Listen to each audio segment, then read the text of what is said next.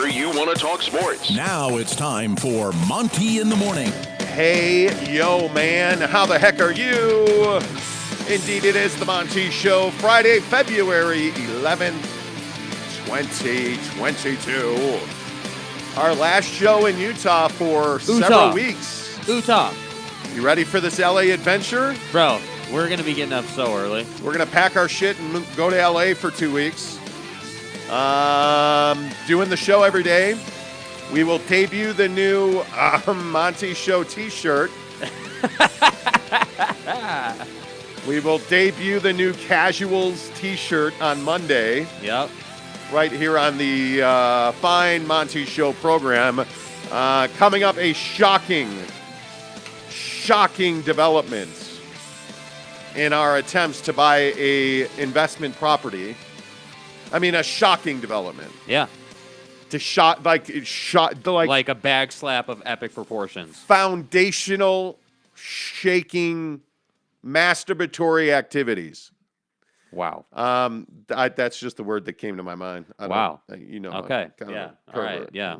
Right. Yeah. So we'll talk about real estate. And a lot of people have asked us about our strategy and what we're doing. And, I was talking to a guy the other day about buy and hold versus fix and flip and all these different things. So we'll talk about all that coming up. Got to get to the Super Bowl coming up. We'll preview that here on the show. But first, we start with you reading the description and on this podcast and YouTube channel. And, clicking our affiliate links. Do it. Monday, you will also get a fresh list of affiliate links, our Amazon product. All new affiliate links coming on Monday. So shop to your heart's content. By the way, 50% off of Amazon Prime. Do it. It's in the link below in the description. I had such a non-coughing day yesterday. Yeah, you were off to such a good start, and then you just Yeah. Nye Guy says, "Morning, Earthlings." Morning, alienlings. What's up, alien formations and stuff? Yeah. All right. Click the links below. Hit subscribe because we're giving away this PS5. If you're listening on the audio podcast, God bless you, Stitcher Radio. God bless you, Spotify. Appreciate everything that you guys do on Apple, Audible, like everybody who listens to this show. It has been phenomenal on podcast. Thank you so much for that. Find us at themontyshow.com, MONTY, themontyshow.com. Click subscribe. That's how you win this PS5.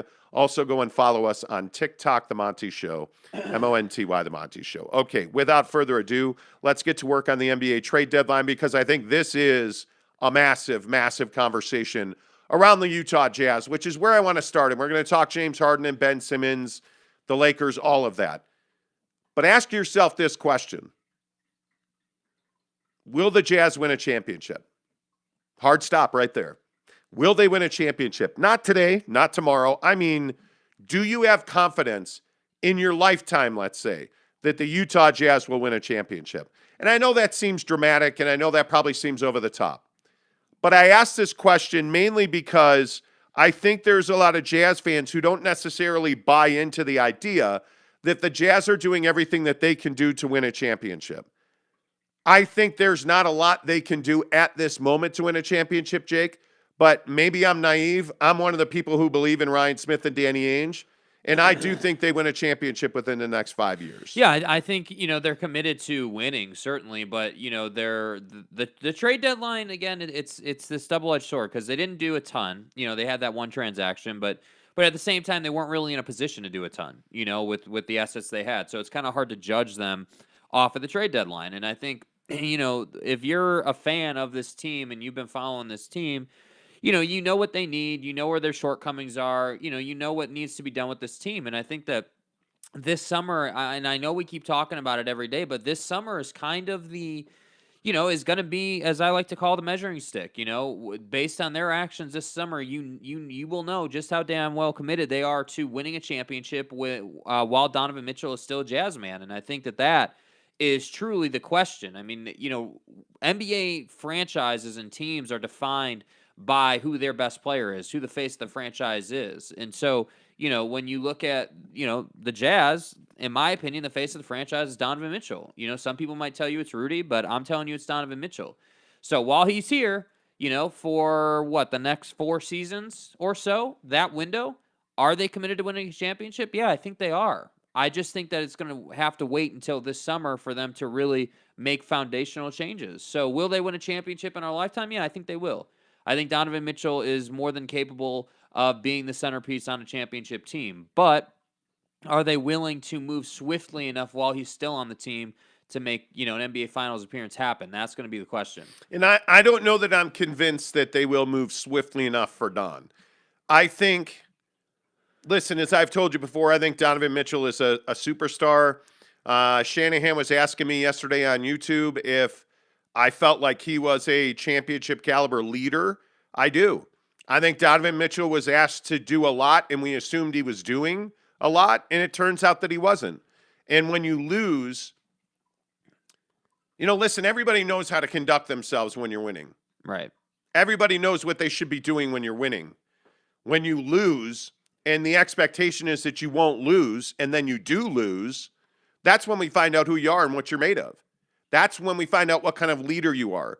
When we start infighting in the locker room and we start taking jabs at each other passive-aggressively like a prick on social media, when we start doing all this other crazy stuff, that's when we find out who you are.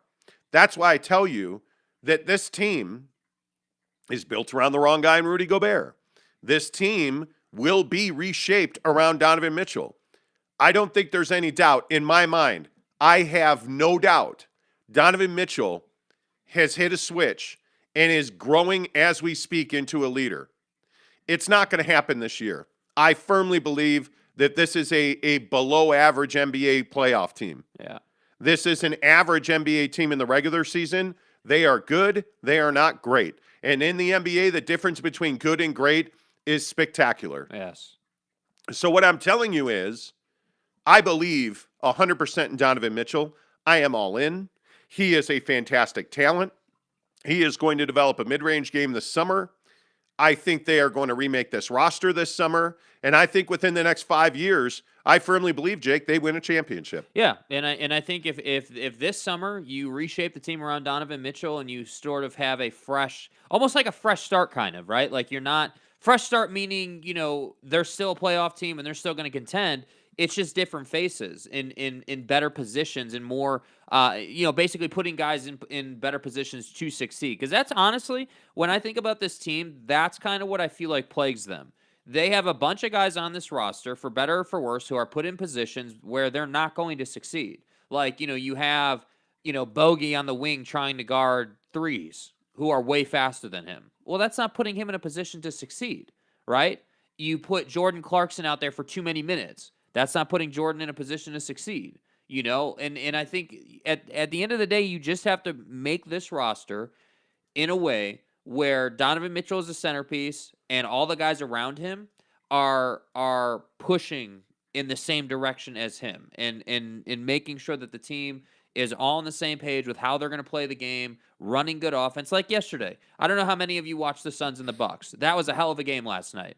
And the one thing I noticed in that game with both teams is they're running offense. Early in the game, they're running sets. They're running plays to get high percentage looks to get their team into the flow of the game. And that's one thing we've talked about on the show where I feel like with the current roster and its setup, they're not really able to run good offense. Good offense for the Utah Jazz is drive and kick and swing the ball. That's good offense for them.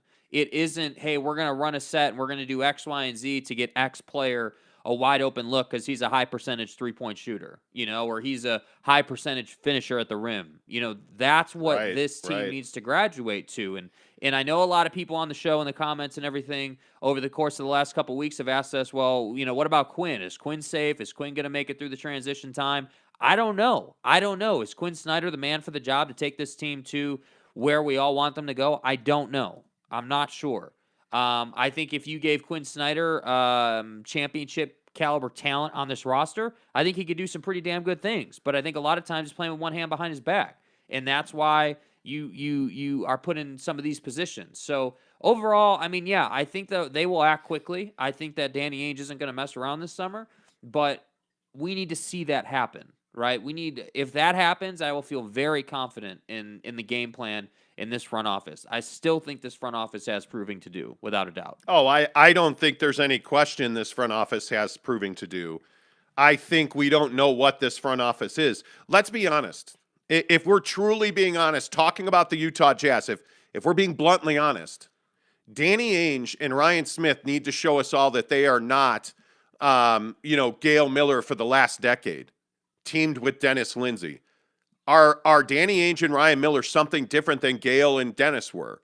That, I think, is a huge question for a lot of Jazz fans. And listen, I don't think there's any question that when LHM was alive, he sold out every single year to do what he could do to win a championship. Yeah. Things changed when he passed, unfortunately. The edict changed. I think we turned into a fan base in a town that fully realized that Gail Miller and her advisors, the family, they wanted to sell cars and movie tickets. Yeah. They didn't necessarily want to or need to win. The Jazz are a tax write-off at that point, right? Well, I think Ryan Smith has a different attitude. And I think Ryan Smith has told Donovan Mitchell multiple times, and I've confirmed it in the organization, that Ryan Smith has told Donovan Mitchell, this is your team. I'm going to spend every penny that I need to win a championship. Which is why yesterday everybody freaked out. Well, they saved $11 million in luxury tax on Joe Ingles, and they're being cheap. And they're not being cheap. They're being pragmatic. Yeah. Because that $11 million was money thrown away. Yeah, I mean, just throw it in the fire. Yeah. Because you're not going to win a championship this year before the Joe Ingles trade. Sadly, you're not going to win a championship after the Joe Ingles trade. Right. Because you are who we've always been. Yeah. Right? So it was smart, in my opinion, to save that money. Would I have liked the Jazz to have traded Jordan Clarkson? Yes. Talking to NBA guys yesterday, people around the NBA are shocked that the Jazz didn't make a larger move. But you're going to compete in the playoffs. I think, from what I understand, that's the messaging here. That the Jazz want it to be clear that they haven't given up on anything. That they believe in this group of players, which I don't think they do, but the messaging is, hey, we believe in this group of players, and we're going to try and do our best in the playoffs this year. And then when the summer comes, I actually do believe that Quinn Snyder will be replaced. I think that they will move on from Quinn Snyder. I think they will move on from Clarkson, Bogey, a good part of this roster. Those trades, and this is something else, and I don't know what you think about this, Jake, but I'm telling you now, Danny Ainge, during this trade deadline period, the last month and a half, Danny's been laying the foundation for relationships into the summer. And what I mean by that is all these conversations, because the Utah Jazz were one of the busiest teams at the deadline. During the trade period, which really since the turn of the calendar year, the Utah Jazz were the busiest team on the phones since January 1st. And what Danny Ainge was doing was not necessarily putting in work to make a deal now. He was putting in sweat equity to make a deal happen in the summer, because Danny Ainge will go back. He will go back to Boston. He will, I am telling you now, he will go back to Washington.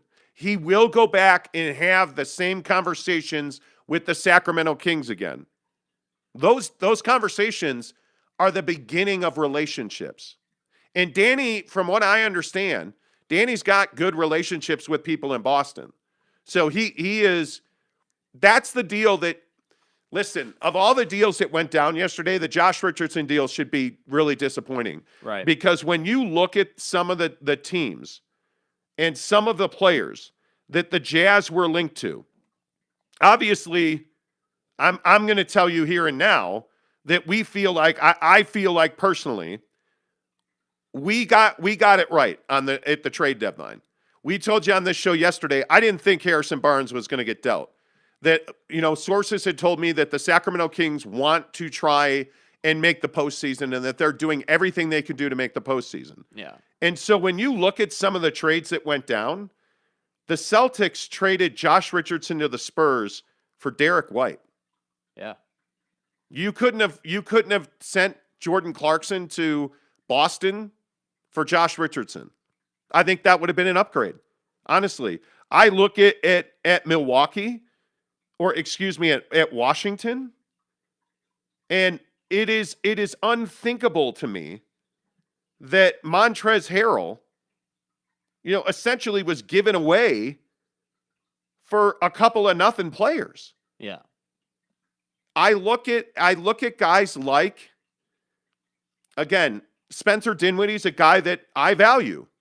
Now, you don't have a Kristaps Porzingis. I don't know what the Dallas Mavericks were doing. Yeah.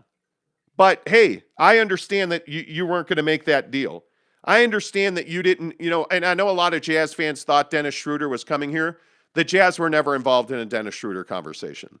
That just did not happen. But I look at some of these other deals, the Tyrese Halliburton deal, that is stunning to me. Yeah, it's shocking. It's shocking. I look at the Karis LeVert deal. Karis LeVert would have been a very good addition to this team. And we talked about that a month ago, I guess now. Karis LeVert's a guy that I would have gone and gotten, and you could have gotten him. I just look at some of these trades that happen, and I'm like, God, dog. Yeah. God damn. The Jazz could have made a trade. So it's not that they didn't want to. It's not that they could not have. But what should that signal to you as a Jazz fan? There is a greater plan in place. Yeah. That plan is, let's keep this group together because we're not getting what we want. Let's keep this group together. Let's see what we can do in the postseason. And then we're going to make foundational changes in the summer, which is usually when you see teams rebuild. Yeah. It is very rare. And I don't know, was there a rebuilding style trade made? Not really. I mean, the James Harden, Ben Simmons deal.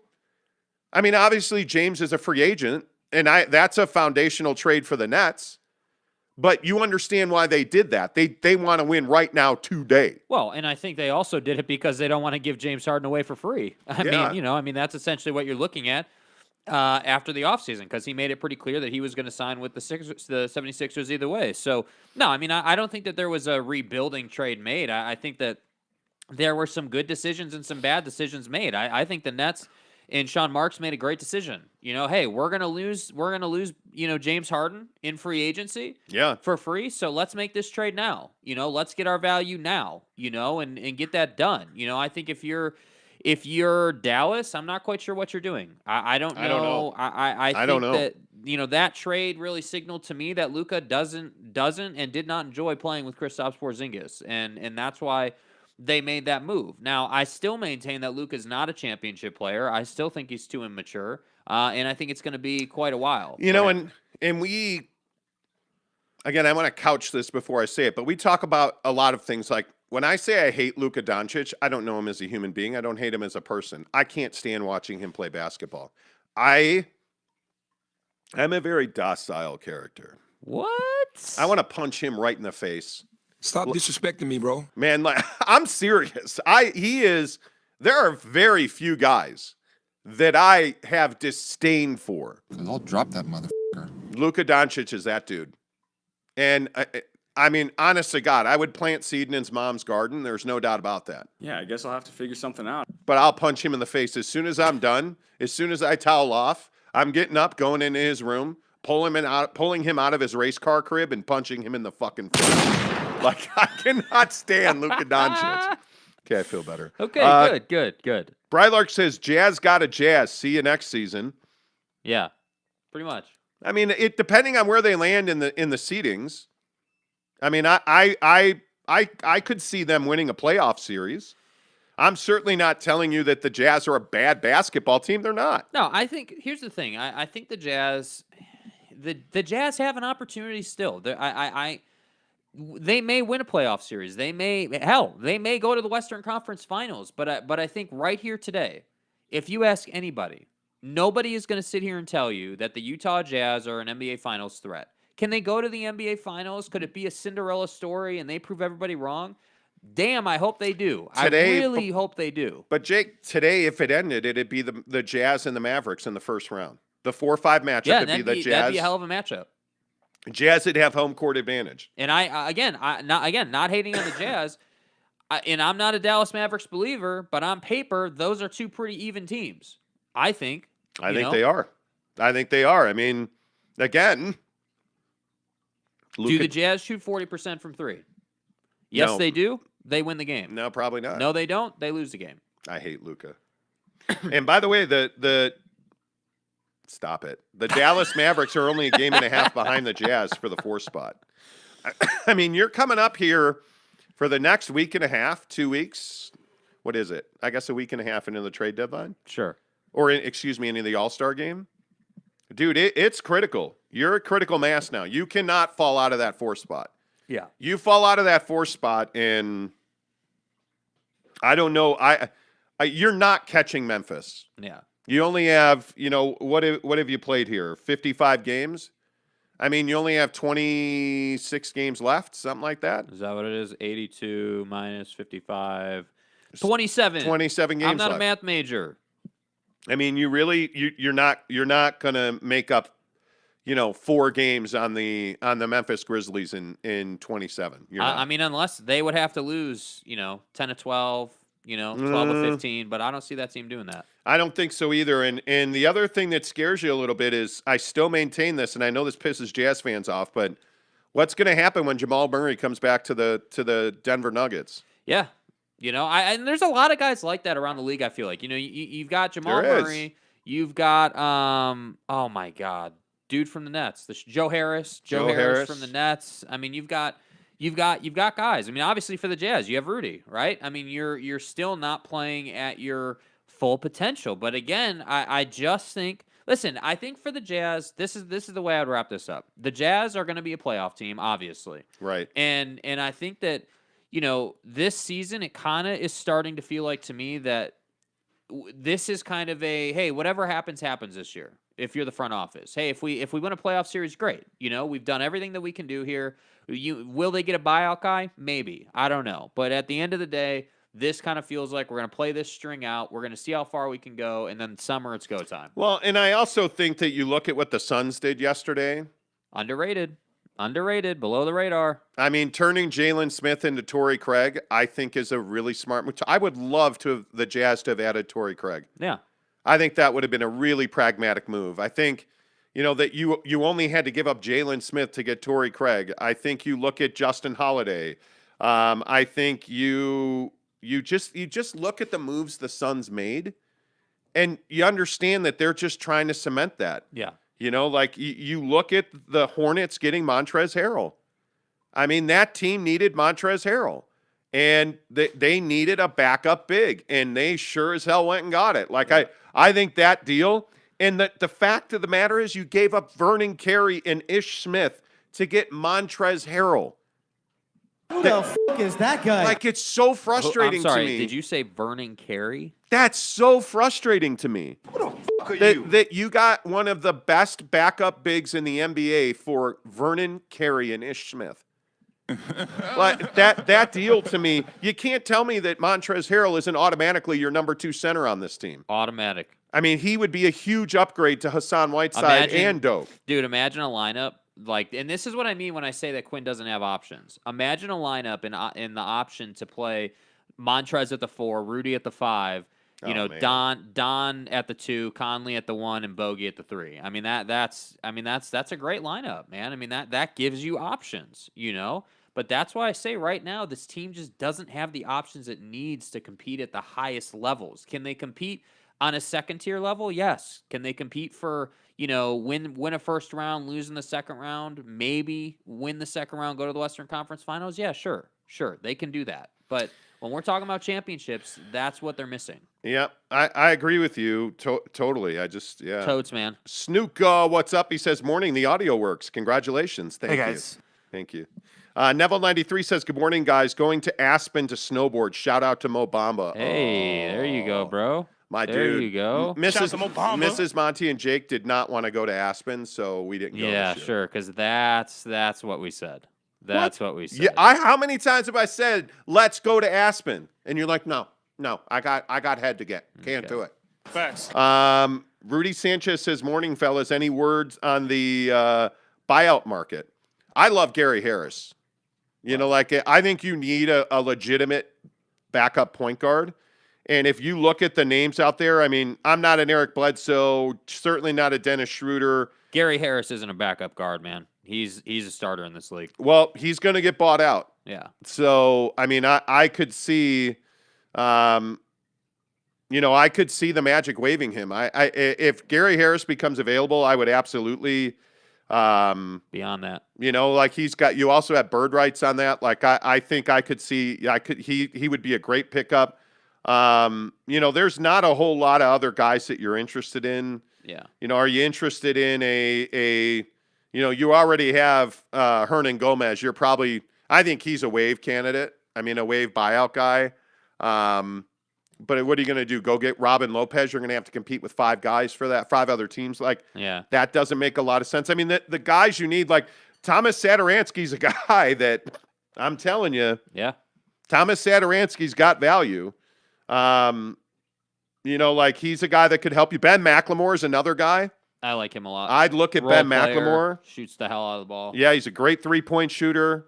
Paul Millsap traded to the Sixers.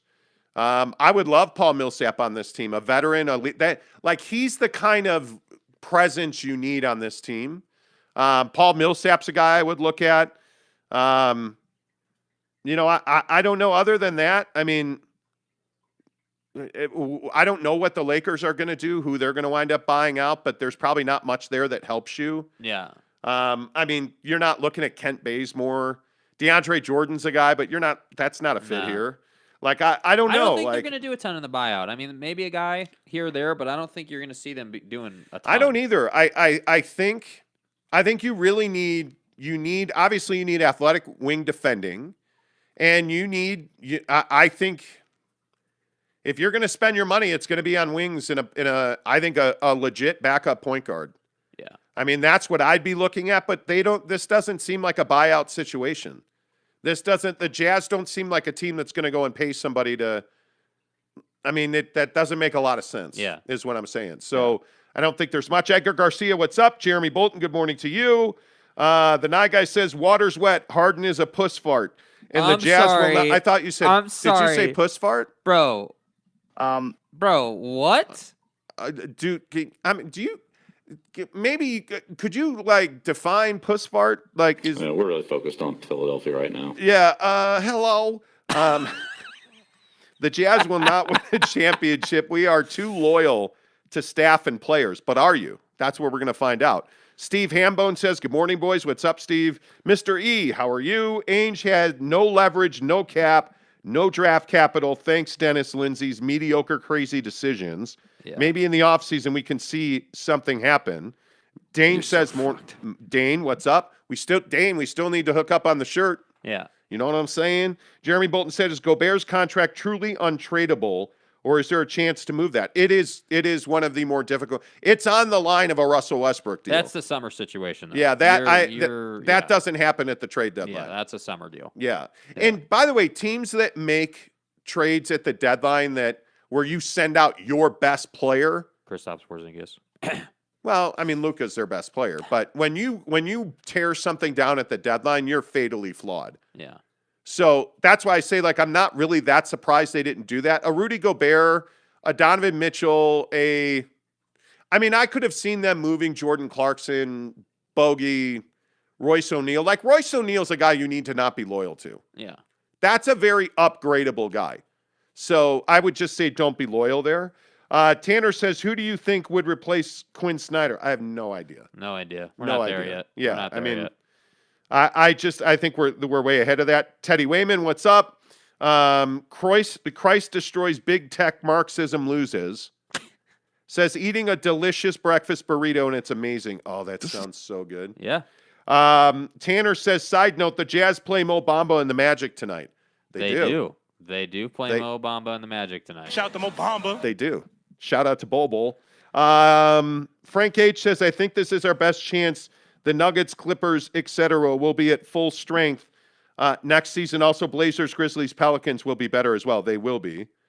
Are you getting DMs? I am. And who the hell is DMing you? Barry. Pack your shit. Let's go.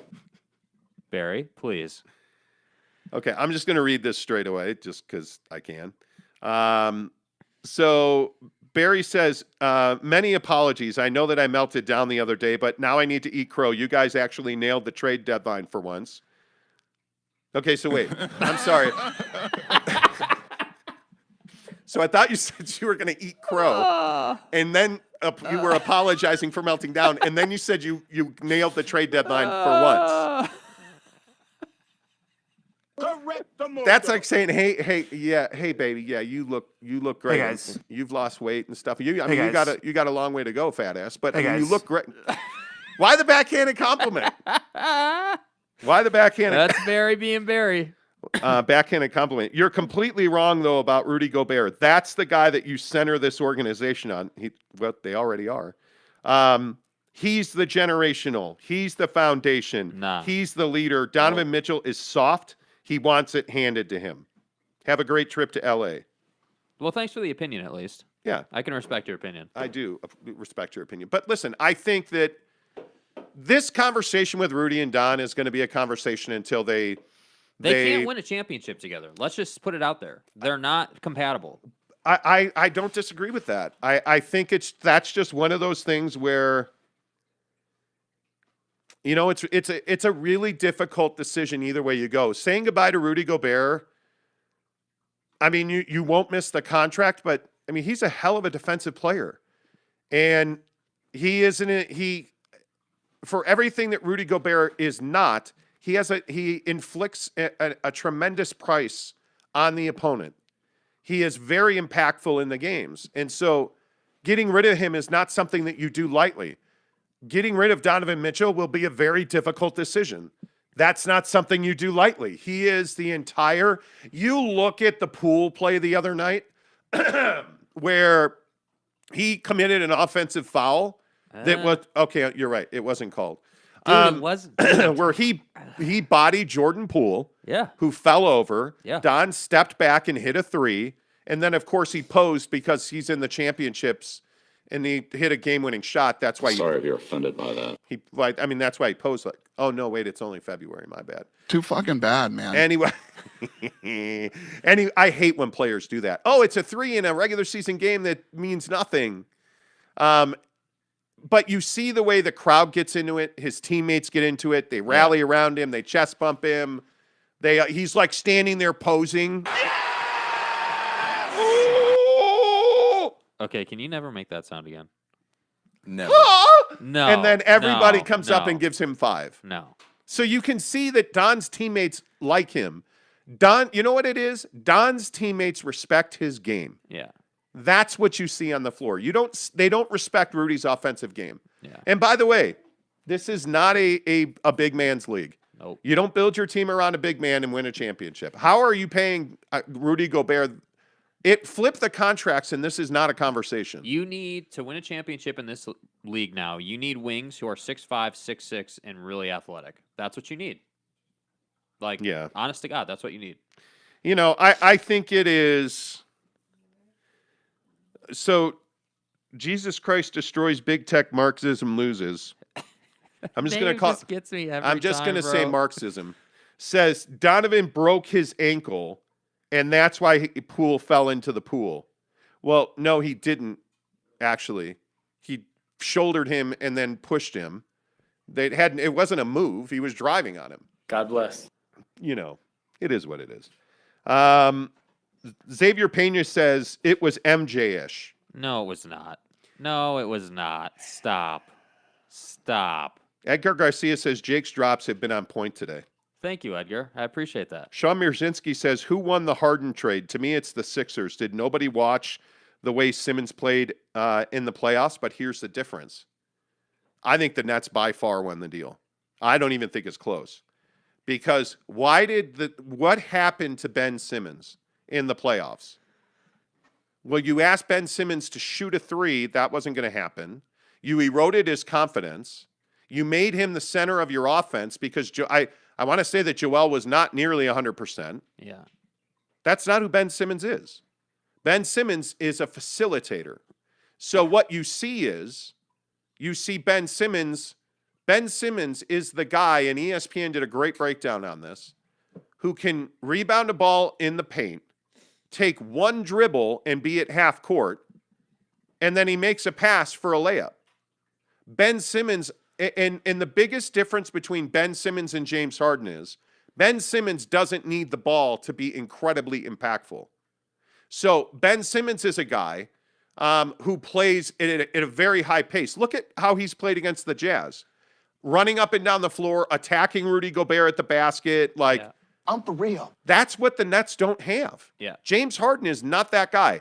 That is not who Kyrie Irving is. Kyrie Irving is a wonderful handle guy with a great shot. Yeah. He is not somebody that distributes. Kyrie Irving is a generational scorer. Yes, as is Kevin Durant. Durant. What do they not have on that team? They don't have a point guard who distributes. It's not James Harden. It is not Patty Mills. Patty Mills' best, highest uses is a shooter, a spot-up shooter in the corner. Yeah.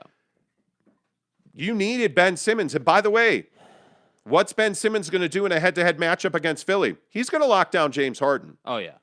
Well, and that's the thing. I think that the reason I think the Nets won the trade is because I think Ben Simmons gives the Nets more options than James Harden gives the Sixers more options. I think Ben Simmons can play the point guard. But Ben Simmons, to be clear, Ben Simmons can play all 5 positions. But I think on the Nets, in this specific use and situation, Ben Simmons is probably gonna play the 1 95% of the time. But there's another 5% of the time when teams go small where he's gonna play the 5. And then you're going to have KD at the 4, you're going to have Kyrie at the 1, and then you're going to fill the other 2 wing spots. And they're also going to dominate you in that setup. And I think that really is what's going to set them apart. They don't have to worry. Correct. They don't have to worry about what the big man production is going to be on this team because their bigs can do a ton of different stuff. So in Philly, the reason Ben Simmons really struggled is because they asked him to be a scorer. They relied on those, and this is kind of my thing with Rudy, right? On the Jazz. The Sixers asked Ben Simmons to score 25 a night for them to win. They needed his buckets to win. With the Nets, they need him to be like 15 points, but like 12 to 15 assists. Put guys in position to score. Wait, they need buckets? So Yeah. Buckets O'Neal. No. James Knight says, I hope these mofos get beat by Brooklyn and get burned in the East. Wow. Jeremy Bolton says, you mean to say you don't build a team around defensive big men only. You can build around Jokic and Embiid. Yes. Well, are the Denver Nuggets really built around Nikola Jokic? Yeah, I think so. Because they're suffering without Jamal Murray. I mean, that might be true, but Jokic is an MVP now. But was he an MVP before Murray got hurt? No. Probably not. Yeah. And now he's the only guy on that team you really fear. I look at Embiid. Well, why did you need to make a trade? Well, you needed to make a trade because Joel Embiid cannot do it on his own. So again, and I'm just saying, those guys are spectacular players. I think Joe is going to win the MVP this year. Yeah. I don't think there's any doubt. As you plainly stated, Doughboy is an MVP. Yeah. I mean, Nikola Jokic. Right. Not myself. Right. Uh-huh. Anyway, the point is, right. these big guys are incredibly impactful. They cannot be the focal point of your offense, the sole reason you win or lose. Yeah. Michael Jordan, Kobe Bryant, Kevin Durant, LeBron James, those guys are the sole reasons their teams won and lost, right? I mean, you look at what LeBron's doing now. He's the only thing the Lakers have. And he's 58, so it's not enough. Yeah. Right? The biggest disappointment in LA is not Russell Westbrook, it's Anthony Davis. Right. So I think, to your point, I know what you're saying, JB. I really do. My personal opinion is you have to have a dominant wing player to match with an offensive-minded center. And it's really the street clothes Davis. Yeah, it's you know what the issue really is for the Jazz is that Rudy Gobert does not have much value on the offensive end. That's the issue. Yeah, that's the issue because he's stellar defensively. I don't think any of us question that. Yeah. So, I don't know. Cody Strickland said the Nets won, not because Simmons at all, but all the assets that came with him. Oh, that's a great point. Yeah. You got multiple first-round picks. You got the weight of the world lifted off of Kevin Durant live on TNT last night. Man, that which was amazing. So funny, oh, my dude. God. I think that you're exactly right, Cody Strickland. They both make it far. I think the Nets are a better team than the Sixers. Yeah. And I think if New York lifts its COVID restrictions, which now it looks like they are. it does seem like the COVID thing is chilling out a little bit. You know, California is removing its mask mandates. It looks like New York's relaxing a little bit. It seems I'm waiting for the world's ending variant to come out. Well, and I think you're not seeing that. No, I'm not. Fuck off. I'm not doing it. No, I am not. No, I'm not doing it. I'm not doing it. No. Teddy says, I think the Nets won by far. They got Simmons and Seth Curry, who can shoot the lights out. I would agree with that. Yeah. Kay Nurin says, yes, the Nets won the trade. Greg Hawkins, sup, fellas? Sorry I'm late. Greg, we've talked about this. Greg? Come on, man. Look, man, I don't want to give you detention or Saturday school. I really don't. Bro. But if you continue to be late, Greg.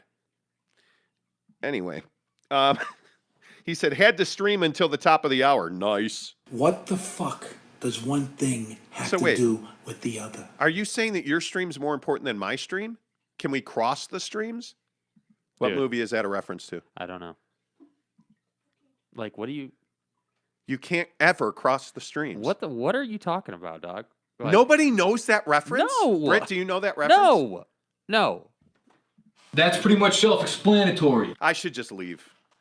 Who would know? What do you mean crossing the river? What is this? A reference to going to hell? Crossing the river. I said you can never cross the streams. Bro. That's a Ghostbusters reference. We're on to Cincinnati. That's a Ghostbusters reference. Who the would know that? Look, everybody knows it. Dude. Rylark finding the truth. Bro. Rudy Sanchez. Everybody knows that. I'm going to say this again. I am hung like a steer. Stop. He's a brilliant guy. I am. Have you ever seen Ghostbusters? No. Ah! No. Never. Yeah, but you watched Brokeback Mountain Alone in the Dark the other night, didn't you? Never. Stop. John Jackson says, how old are you, 13? Yeah, exactly. Jake, I'm 3 years older than you, and I know that, Cody Strickland says. Dude. Keedy says, crossing the river, Jake. Get the fuck out of here. Bro. I told you, man. People know Ghostbusters. Dude, this is wild. That is such an obscure reference. It's dude. not that obscure, Dude, though. that thing is out there, bro. Whatever. Do you guys see what I have to deal with? Do you? Okay. I mean, So that's how it's going to do you see what I have to deal? Wow, crossing the river. You don't cross the streams ever. That's it, Skippy. Until you need to. Yeah. Cody says, Monty, you failed at being a father. He's never seen Ghostbusters, and he's never seen The Godfather. Which is ridiculous. He's a bum. What the hell, Jake? Everyone knows that. Chris Apparently, Jesus. This is fucking America. Yeah, like, I guess, yeah, I don't know, dude. Tanner Plummer says, guys. I didn't know you were a Brokeback fan, Jake. Hey, guys. I'm not. I ain't actually never seen that movie. Hey, guys. Jake, in the dark, alone, under a blanket,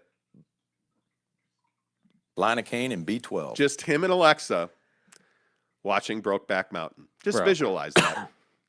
Just visualize that. I lost all my faith in Jake, Brylark says. Exactly right. I mean, yeah, obviously, I don't know shit about shit because I ain't seen that movie or know that reference. What are some of the other movies you like? I haven't, admittedly, I've never watched Lion King. I've only watched part of Nemo on the frickin' Kennedy Expressway to Bro, it's greatness. the East Australian Current, the EAC. How hard is that to remember? Yeah, whatever. I've seen all the Toy Stories. Come on, man. I haven't seen the race car cartoon movie. Lightning McQueen. There you go. What about the little guys? Hey, guys. And there's a new one of them that just came out. The movie Minions. Despicable Me. Despicable Me. I saw Despicable Me with you guys, right? I think I thought that was a funny movie. And I got on the Toy Story ride with you guys, right? I guess. You've Toy Story 3. And you still you don't know the greatness of the freaking, what is it, Pizza Port or whatever it's called. The I can't remember what it's called off the top of my head. I have to look it up. Are we anyway? There you go. Lion King is awesome. Teddy Wayman says I should see it. The night guy says Jerk and the Gherkin. Exactly right. Pizza Planet. You don't know the greatness of Pizza Planet, bro. Never heard of it, dude. Pizza Planet is fire. What is Pizza Planet? It's out of Toy Story 1. I've seen Toy Story 1. No, you haven't. Yes, I have seen all the Toy Stories. No, you haven't. Me and Mrs. Monty created children to that movie. Well, we attempted to. Facts. That's a lie. I made that up. And just kind of scruff it and play with it when it's wet. Only you, man. The new Buzz movie coming out in June looks good. It does. Yeah. It does. Jake hasn't seen Brokeback. He lived it. Yeah, hey man, you know. Fat Jesus in the house. What's up, Fat Jesus? How did we lose control of this show? Oh, because you've never you seen made some Ghostbusters. crossing the river reference, and now all of a sudden we're down, what movies we haven't seen. Unbelievable. All right, let's go Super Bowl. Yeah. Because then we have a really bad real estate we have to update. save some time here for the end of the world in real estate. Super Bowl. So we're having a Super Bowl party in LA on Sunday. First of all, are you dreading the 10-hour drive? No, not at all. I'm looking forward to it because we're going to stop at Jack in the Box in every city on the way there. Let's go. Let's go. My wife, I'm really looking forward to it. Apparently, Mrs. Monty doesn't want to be on the show anymore. But she's going to read to me. Whoa. Mrs. Monty is going to read to me on this trip. Is that a euphemism? No, no. We went to Yellowstone. We went to Bro, no, what's going that's on? not What's going to going work. on here, bro? What are we doing in the background? That's not going to work. Hello, but hello. Mrs. Monty's going to read to me. We went to Yellowstone over the summer, and we fell in love with the hairy wolves. Wow. And so there's a great book that she found about the wolves of Yellowstone, and you're going to read to me. Yeah, we started reading it there, and then we didn't get to finish, and life gets busy. So Shut up! Don't. It's perfect timing. We're gonna finish that. I have audiobooks. We got the new Dave Grohl storyteller book to listen to. You just said we didn't get to finish. If Jake only knew that on multiple occasions he's come over to our house while I am trying to shoot the cannon off, Jake will pull up in front of the house. And the problem is you can hear him Just so you can go to Pound you can Town. hear him like 2 blocks away with his frickin' WRX exhaust, so that really deflates the balloon a little bit. Right. Anyway, you were saying about me not finishing? Yeah, go ahead. Yeah, so you're going to read to me, which I thought was great. On our trip to Yellowstone, we had an RV, and at night, Britt would read this story of the wolves. And we got Sit around the campfire, read the book, make popcorn and burn it. And Having fun is the name of the game. So we're going to do that. We're going to listen to the Dave Grohl audiobook. We are going to stop at every Jack in the Box that I'll never be able to own a Jack in the Box. Yeah, seriously. After we tell you the real estate story. But it's going to be great. I'm not dreading the drive to LA. Me neither. No. What are we going to do food-wise for Super Bowl, by the way? Well, we're gonna be at the Becky's. Yeah. So we're gonna have all kinds of food. Oh, the night guy the says outdoor living room. It's California. It's the gonna be outdoor living room. It's 84 degrees. There's gonna be TVs set up outside around the pool with the outdoor living room. That's gonna be great. Y'all feel me? And we're gonna go to the dog beach in the morning. Yeah. Yep. What are we gonna do food-wise? So the old man cometh. That is, The that's old probably man over the cometh? top. Your mom's new. We probably need to talk about this too. Are we going to cavity search your mom's new boyfriend? Whoa. We should probably talk about that. But anyway, so your mom's new boyfriend, whose wife passed a year ago to the day of Super Bowl, right, is going to stay home because he feels a little like that's going to be an emotional day for him. So we're not going to have ribs, apparently. Yeah, he was gonna bring ribs. No ribs. Okay, so are we going to make nachos? I think we have to do Tostinos, pizza rolls. Tostinos! That's I think we're gonna actually do pizza, salad, and probably a bunch of other stuff. Salad? I love salad. Nobody I'm eats into it. salad. Well, that'll be good. Jake, we've seen your Instagram pictures of your lunch. Yeah, I had a salad the other Yeah. day. Yeah, that's, my bad. Yeah. Anyway, continue. Yeah. Jake loves tossing a good salad to Bro, Brokeback why? Mountain. Why? See, Dude, why? Anyway, why? Brokeback Mountain's actually a good movie, and if either of you two jamokes had ever seen it, Bro. Sorry, I'm being a jerk. I think you guys should start talking about Spida being an MVP now. Nah, it's too early. I'm good. Anyway, so yeah, I'm looking forward to Super Bowl. Yeah. I think food's going to be good. Okay, question. It'll be good to be around Do they people. have an air fryer? yeah, they do. Okay, good. They do? Yeah. I hope they do. Yeah. You got to have an air fryer. You're a casual. Who do we think is going to win the Super Bowl? Yeah, you're a casual if you don't have an air fryer. Who do we think is going to win? I'm taking the Rams. I think the Rams defense, the Bengals offensive line is terrible. I'm going Bengals. I'm going on the opposite side. Bengals for the upset. He's a bum. Boom. I'm all in on the Rams. I think the Matthew Stafford story, I just don't want to see Joe Burrow smoking another cigar. Not this year. I do. Not this year. I love Joe Burrow. I love do. Joe Burrow, and I like the Joe Burrow story, but I think the Matthew Stafford story, he's got a hot-ass wife. Yeah. He's not nearly as hot as you. Anyway, the point is he's got a mildly, not so, she's okay. She's got a great mom, personality. That's fine. Yeah, not hotter than Luca's mom, certainly. My wife just made a Luca's mom reference. Yeah. I'd watch. Anyway, the point is, I'm all in on the Matthew Stafford story. What? You're an idiot if you don't take the Rams, but I think the Bengals have a great chance. Teddy Wayman says, "Gotta have 7-layer dip for the Super Bowl." I'm going with the Bengals. Dude, Giggity says, "Good call on the 7-layer dip."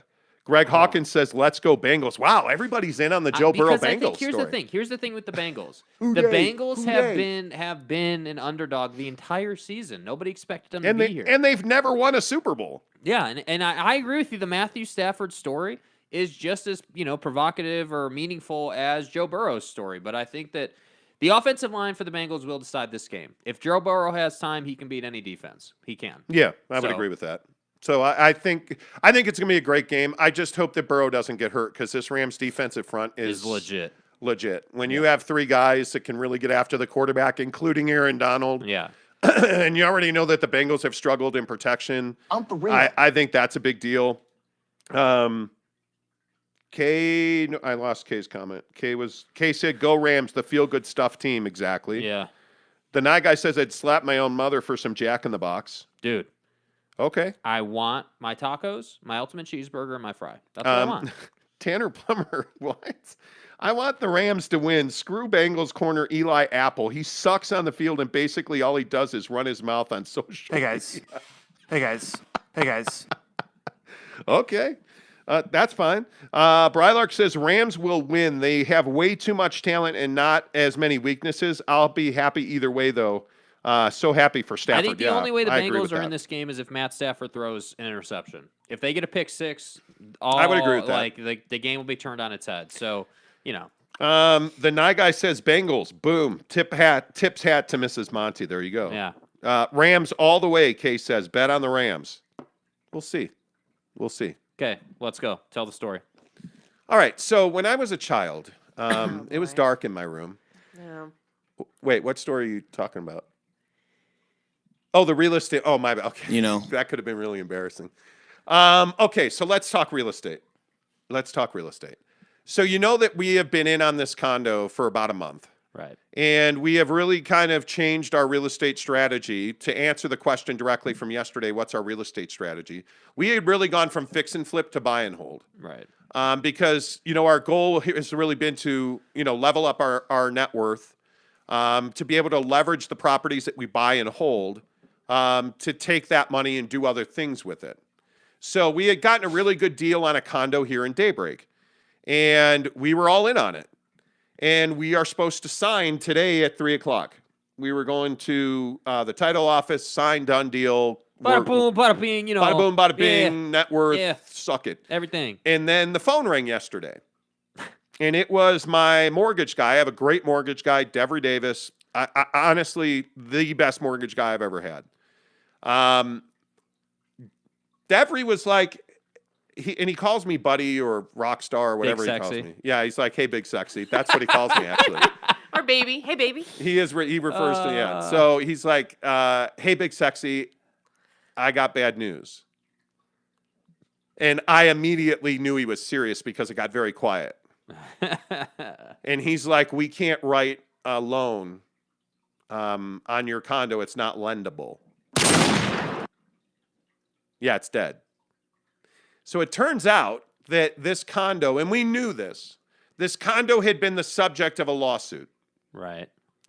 For the HOA to pay for the lawsuit, they had put essentially in layman's term, they had bumped up the HOA significantly to pay for the lawyer's fees for this. I'll try to stay calm and not curse. But we were like, okay, you know what? That's probably a 10-year thing. This is a long-term investment for us. Fine. Well, it went to underwriting, and the last thing that they submit usually is the notes from the HOA meeting.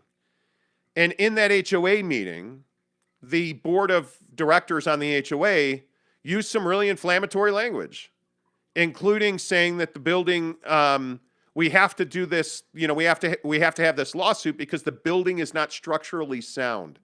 Suckmyass.com. Yeah. Well, the building is structurally sound. We had it. I mean, we had a really good inspection on it, and the building is structurally sound. But my feeling is that they used a bunch of inflammatory language, and so Fannie, Freddie, FHA, like nobody will lend on it. Yeah. So it is not lendable. You cannot currently take a mortgage out. You have to buy cash. You can only buy it cash. Yeah. Well, I'm not going to buy it cash because, well, now there's a huge lawsuit and they're saying it. So let's say I get hit by a truck and Mrs. Monty needs to sell it in a year. Yeah. She won't be able to sell it in a year. Yeah. So the whole thing fell apart. So now we don't have this condo. I'm probably going to drink heavily, and I'm never going to own a Jack in the Box. Because the whole point of buying this As you can see, there's not much hope for you left. The world crashed down in one moment. Oh, It's frustrating as hell. upset. I'd be pissed too, It's dude. frustrating. I would be but pissed. It just says right now is not the time to be getting into real estate. Well, and that's the question. We have a lot of, and I say a lot, we have far more real estate experience than most people. Yeah. We have flipped $1 million mansions on golf courses in Scottsdale. We know what we're doing. It's incredibly frustrating right now that you can't legitimately do a 1v1 real estate deal and feel good about it. And the problem is, I feel really bad for the people who are selling this condo because they're college kids, and this assessment for the lawsuit on this HOA made it so they couldn't afford this condo. Yeah. And it was the perfect price for us. And I think Mrs. Monty even said this yesterday. It was probably too good to be true. Yeah. Because it was the perfect price. It was affordable. Yeah. Like, it was everything you want. That we were walking into about $58,000 in equity. I wouldn't say it was like the perfect situation. The assessment really was harsh. Like, it's a lot of money. It made it to where it wasn't going to be a very profitable investment for us right now, but it would give us leverage, right? Yeah, and we didn't. We weren't buying it for profitability. Right. Let's be clear about this, and this is part of the strategy conversation. We were not buying this piece of real estate to make a bunch of rental income on it. We were buying this piece of real estate to up our net worth. Yeah. That's what the whole point of this particular property was, because we wanted to be able to, frankly, leverage that property to get into franchising business. And now it's just so frustrating because now we have to start that process over. So we've all kind of sit around and talked about this, and I just don't think, I agree with you. I think right now the climate, especially in Utah, where property values are between 20 and 35% over market, it's probably time to wait. And it's really disappointing that we're going to sit here in a time where there's a lot of people struggling, and we are incredibly fortunate that we have made really good decisions over the last 3 years, and we have put ourselves in a position that we're doing really well. And it's very difficult to multiply that right now in this moment. I think Q2, second quarter of this year, that will change. I really do. But man, it's frustrating because, we were talking about essentially a $170,000 investment at the end of the day. Right. That would have put us in a really advantageous position, and you can't get a mortgage on it. Yeah, it's frustrating. That's how. Yeah, it is. Yeah. What do you say? And then there's people like you who are trying to buy their first home. Yeah. And there's incredible first-time buyer programs. Yeah. And you're 35% over market value on just about every place you're going to look at. Yeah. So I'm going to look at one tonight. It's a nice little place, but I don't know. Like, it's a really tough discussion no matter who you are. Like, do you wait? Do you wait and not get into equity? Do you try to get into equity and just suck it up? Like, I don't know. Like, that's a very, it's the age-old discussion, I guess. Yeah, seriously. By the way, James Knight says, now's a good time for the audio to cut out. Thanks. Appreciate that. Thanks, James. Appreciate it, bro. Brylark says, are you guys going to touch on NFL honors? No, because then I got to talk about Aaron Rodgers winning Who the another hell would MVP want to? award. Who would want to talk about Aaron Rodgers? You're Aaron fucking Rodgers. Like, the guy's 38. Retire. Get the hell I hate out of Aaron here. Rodgers so much. You and your mullet. Yeah, nice suit you wore last night, Dick. Anyway, I'm just no fan. Yeah, Aaron Rodgers won the MVP. Cooper Kupp won the NFL or the Offensive Player of the Year. Yeah, I've been immunized. Cool story, Nice bro. toe. Joe Burrow won the Comeback Player of the Year. Douche. Joe Burrow's a douche? I thought you liked Joe Burrow. No, Aaron Rodgers is a douche. Facts. He is a douche. Brylark says, you guys will look back on this and see that you dodged a bullet. What would you guys say, buy and hold versus fix and flip? Depends on what your end goal is. It depends on what you're trying to do. And do you have cash or are you financing? Yeah, I mean, I think the hard money programs in this country right now are incredible. You literally can get a hard money loan on if you get the right piece of property, and its technical terms are loan to value. So LTV. If you buy a house that's worth that you buy at 200, it's worth 400. They'll lend you up to 400. They'll lend you the full ARV after renovation value on it. Which will include your repairs and the cost to purchase. There's no money out of your pocket other than a couple of points you have to pay up front. I mean, no interest for 12 months. I'm for real. I mean, it's crazy. The hard money programs that are out there right now. Yeah. Fix and flips. I would tell you right now, if you have the money to get into fix and flips, that's where I would go. I think buy and holds right now are unicorns. Because to get into a place that's got equity, that's really what you're looking for. Yeah. If you can get into an equity play where, you buy it at, like our deal was, we were going to buy it at 172. It was worth 235. You're walking into 50 something. It was like $58,000 in equity. And that's my thing. Like, that's why it's a kick in the balls, because I would love to be in that position. Yeah. And it's like, there's not a lot available, and the ones that are available are, it's going to be really hard to get it. You're going to have to be willing to go up in your price to beat everybody and put in an offer where it's like, I'm good to pay $1,000 more than your highest offer or whatever and play that whole game. Escalator, It just is, The best way to get into real estate right now is to wholesale. Yeah. Like wholesale means you go off-market deals where and usually what happens is you either do a voicemail dump or a mailer, or you door knock, hey, you want to sell your house? Well, no, I don't want to sell my house, but my grandma just passed from COVID. And one of the things that nobody's talking about in this country is there's a lot of vacant properties right now because, frankly, we lost over 1 million people to COVID, and a lot of those people were homeowners. Yeah. So there's a lot of houses right now that are just sitting empty. So what wholesalers are doing is getting in touch with the trust or the family on those. They're worth 600. They're paying 400, and what they're gonna do is get it under contract and then sell it to an investor who will flip it. Yeah, that's how you make quick money as a wholesaler. And you're never gonna have spent $1 doing it. Yeah, but who knows? Yes, flipping is the way to go. Kay says, I agree. Chris Karn says, what is market value? Does the market determine the value? Well, anything, anybody, any athlete, any house, any car is worth what somebody's willing to pay for it. Yeah. Again, we talked about that home that was for sale here that was, legitimately, what if it was $499?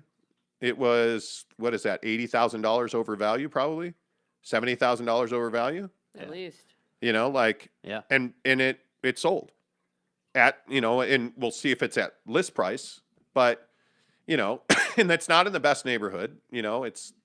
Anyway, point is, the market determines what it should be worth, because what you can do is if a house is on the market for 420, 400, and you're competing, go in there and say, hey, I'll pay you 450, and I'll waive the, and it's gonna be tough to loan that. If you buy that on cash, great. Cash is king, man. Yeah. Cash determines the value of a house, honest to God. Did you guys hear that the Tangerine Twitter machine? No, I'm not talking politics today. I had a guy lose his mind and get essentially banned from YouTube yesterday or 2 days ago over our vaccine conversation. Yeah, well, it is what it is. Yeah, it is what it is. But so, hey, if you're here right now, please give us a thumbs up and a like. Don't forget to subscribe on this. What car are you guys taking to L.A.? 2 cars. We're taking multiple cars to L.A. Subiflow and the Audi.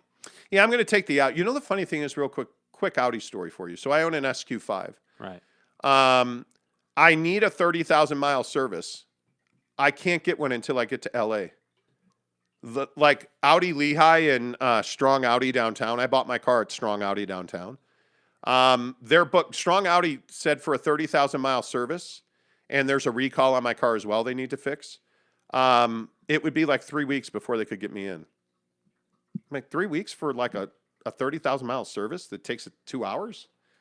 And so I called Lehigh, and they're like, yeah, it'll be 2 weeks. We can get you in 2 weeks. Not this coming week, but the week after. I called like this Audi in Long Beach. They're like, yeah, what's your schedule look like next week? I'm like, I can drop it off Monday. They're like, all right, cool. We'll have it done by end of day on Tuesday. Drop it off Monday night. End of day Tuesday, it'll be ready. There you go. It's crazy. Man, and by the way, do you guys know how much it is to do a 30,000-mile service on an Audi? $1,500 at least. It's very $1,250. Yeah. But I have my I bought Audi Care. Yeah. So I prepaid all of that. And when you prepay it, it's about 60%. You're only paying 60% of the actual value. Yeah. So if you can prepay it, I would do that. I think it's interesting that, yeah, we'll see. Justin Salas says, morning, fellas. Coming back out to Utah in a couple of weeks, going skiing with my boys. See you on the slopes. Yeah, we ought to do that. Boy, you better be ready for some warm skiing. Just saying. It's going to snow. It's going to snow next Wednesday. It's forecasted to be. It's not going to be much. 50% of snow. Yeah, ain't going to be much. It's going to be warm. Yeah. I hope there's snow when we get back. We were going to go today, but I just don't have the time. Like, I got to go get T-shirts and we got to pack up all this, stuff. Jeremy Bolton says, hot. Don't prepay through Honda, though. Holy ripoff. Honda. Dude, Honda's a joke either way, bro. I mean, with all due respect, it's a reliable car. It's great for a young person. I'd never recommend buying a Honda. Seriously, I'm with you, Justin. Totally want to go boarding with you guys. Let's do it when we get back from LA. Let's put something together. Yeah. What are you talking about, James Knight? James Knight's comment got banned. He was talking about penis measuring. What are you? What the? What? Jeff Johnson says Jimmy Garoppolo is gone. The 49ers going to crash and burn under Trey Lance next year or back to the playoffs. I'm not a Trey Lance guy right now. I think the learning curve is going to be steep. I really do. Jimmy G can't do it. No, but that's exactly right. Jimmy G is not a championship player. He just isn't. He's outie. He's gone. What's wrong with Audi now? No, like he's out. He's gone. Oh. Like sorry, Audi my bad. 5,000. I know. Yeah, sorry, my bad. Audi 5,000. Yeah, sorry. Yeah, I'm No not one a says Trey that Lance anymore, guy though. Jake. Yeah, What are sorry. you? I don't know Ghostbuster references, but I guess I use verbiage that's old. So there you go. Yeah. Tanner, your last comment got filtered by YouTube. I don't know what it says. Audi or Benz? Depends. I mean, so for me, I mean, I appreciate performance, so like, and here's the thing with Benz, like if you want performance, you're buying V8, and if you want performance, you're buying Porsche. Yeah, but if you want real performance, if we're talking German only, Beamer, Audi, I'd probably lean Audi. I owned a BMW M5, 5 Series M Sport. Yeah. Loved it. Yeah. Loved it. But it doesn't. The Audi just performs on a different level, in my opinion. But Benz, if I'm Audi or Benz, I think Mercedes-Benz is so overpriced. Yeah. And their reliability the last 3 model years has plummeted. So something changed at the factory. I don't know what, but Mercedes-Benz, especially in their SUVs, has plummeted. Here's what I would tell you. With Audi, you're getting a better all-wheel drive system. Quattro is undefeated, so if you live in a winter climate, I would recommend Audi. I think if you're in a summer climate, I'd go BMW. I think BMW is superior on the top end, but you can't really go wrong either way. It just depends. It's two different experiences. BMW is it's a much rawer experience. It's much more in your face about it, whereas like Audi is much more smooth, buttery, effortless kind of go fast performance, So it kind of depends how you want to feel when you drive it, I guess. By the way, this next comment is directed at Mrs. Monty. Oh, okay. Yeah. When in LA, find the Hat. Best pastrami sandwich and chili cheese fries or pastrami chili cheese fries. Britt, your thoughts? We used to eat at the Hat. We used to eat at the Hat, and I think we got really sick on their like gravy fries once. Like, this was back in the 90s. That's rough, dude. This was back in the 90s in good old Glendora, California, home of the Tartans. Tartans. But we went to the Hat in Glendora, and I think we got sick on their. We had gravy fries there, and I've never gone back. Yeah. Don't they call that poutine or something? Or Poutine. Poutine. Nah, I'm good. Can't wait for the Karma Bus to roll over Philly, James Knight says. God damn. Kate Noren, Jaguar V12. Hey, hear about that life. I'm not a huge Jag guy myself, but, Oh, JP Shanahan, we talked about the Donovan Mitchell comment you made. I actually mentioned you by name. By the way, Mrs. Monty has very little wherewithal for buying new cars or buying a new car. Not like new, but like acquiring a different vehicle. To get a new car. Yeah. Because I'll tell you right now, the next car I get, and hopefully it won't be for 2 years probably that I would look at it because I really like my Audi. I am going to get into a Cayenne of some kind. The next car I own will be a Porsche, and my wife will hate it. You will hate it, won't you? Too fucking bad, man. I'm getting into that Porsche. She has no comment apparently. Growing up, my one quote unquote wealthy family friend said Audis are for douchebags. Well, if you don't like red leather interiors and twin turbo V6, I just think the value huge torque, proposition of Audi is very high. For what you're getting, it's really affordable. For the performance you get, it's really affordable. Personally, I'm a BMW guy. I like the way it looks more. I like the feel of it. But again, I sit in the SQ5 all the time. The performance is not in question. I mean, it is lovely. Incredibly fast and smooth. And I'm on all-season Michelin Pilot Sports. Yeah. And I'll have that G-Wagon. Yeah, see, the G-Wagon's a different thing, though. Like, the G-Wagon is... Yeah, I mean, if I'd I'm buy buying a G-Wagon today. Getting a V8 G-Wagon. If you said, hey, let's go buy a G-Wagon right now, I'd be like, all right, cool. Just take the Jeep to L.A., trade it in L.A., because the G-Wagon selection in L.A. It's fire, bro. It's fire. Any kind of G-Wagon you want, from 70,000 to 126, 27, just short of 130. Yeah. You can get any G-Wagon you want. Yeah. Wagon. Yeah, you can get any kind. The Cayenne selection, I was looking at one of the dealerships in Beverly Hills has like 11 GT3 Cayennes. Yeah. And they're amazing. They're amazing. Audi, Benz, Porsche, F1, marry one, kill one, go. Dude, I mean, you're not wrong, bro. You are not wrong. You got to fuck one, marry one, kill one. Go. Yeah, Xavier Pena says, Spida put Chef Curry in a blender. Stop. Someone poutined in your gravy. Exactly right, Nye Guy. Yes. 2006 Honda Odyssey, straight up fire. Jeremy Bolton says. What was your first car, Jake? What was your first car? The first car I owned was a Fiat Abarth. First car I drove consistently was a Ford Escape. Yeah, that you drove into the ground. Thanks for that. Yeah. Britt, first car you own, Mrs. Monty. Oh, I had a amazing Ford Maverick. Ooh. There you go. Ooh. I want to say it was an 82 Toyota Celica.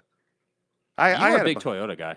MR2. I didn't have but the MR2 was amazing. Toyota MR2s are still amazing. I learned to drive stick in that car. Then I had a Datsun B210. Datsun. That thing. And Doesn't it was that sound brown, like an poop brown, and it was pretty Every much Datsun's worth brown, though. poop. Every Datsun's. I had a Dodge Horizon. At that time, I actually think it was a Plymouth something. But I had Dodge Horizon. I had an old... My stepdad drove a Dodge Charger, but not like the Charger you know now. It was a shitbox. Yeah. I learned to drive stick on the MR2, and then my buddy had an Acura Integra. Ah, the Integra's nice. That's the first time that I almost died driving a car because I took that thing on the Edens Expressway in Chicago and did like 110, and the front wheel almost came off. It was brutal. If this van is rocking, don't come a knocking. Exactly right. Yeah, seriously. Party van. Yeah. Greg Hawkins says, my first car was a truck, 1998 Dodge Ram. It's a Ram, not a Dodge. Whatever you think of trucks, the Ram brand is strong, man. It is. Tanner Plummer says, my first car was a 1998 Mazda truck. Yeah. I like that. Eric Mazda C says, truck. can I meet up with the Monty Show while you're here in L.A.? Yeah, sure. We can try and work that out. Brylark says Sentra. Ooh, Nissan Sentra.